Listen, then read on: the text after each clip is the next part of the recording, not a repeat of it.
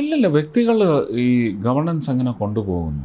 12 വർഷം നരേന്ദ്രമോദി ഗുജറാത്തിൻ്റെ 12 വർഷമല്ല, ഞാനൊരു 9ാമത്തെ വർഷം മുതൽ ഇത് അസസ് ചെയ്യുന്നുണ്ട്.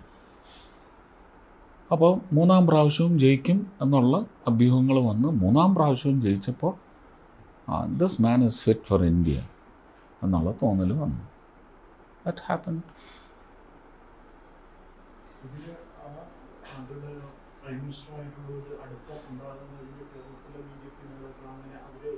ആരുമില്ല.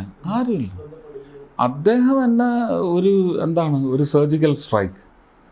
ഞാൻ ചെല്ലാൻ വിമുഖത കാണിച്ചപ്പോൾ 5ാമത്തെ പ്രാവശ്യം കൈലാസ്നാഥനാണ് വിളിച്ചത്. നിങ്ങളങ്ങനെ വലിയ കൊപ്പത്തെ ആക്ടറാണെന്നുള്ള വിചാരമൊന്നും വേണ്ട, വളരെ രൂക്ഷമായിട്ട് സംസാരിച്ചു. സൗകര്യം ഉണ്ടെങ്കിൽ ഒന്ന് കണ്ടിട്ട് പോവുക, അത്രയേ ഉള്ളൂ.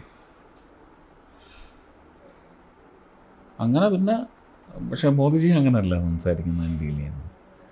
മോദിജി പിന്നെ അതിന് പറ്റിയൊരു കാമൻ ക്വയറ്റായിട്ടുള്ള ഒരാളിനെ അയച്ച് കാര്യങ്ങൾ പറഞ്ഞു. അങ്ങനെയാണ് ഞാൻ പോകുന്നത്.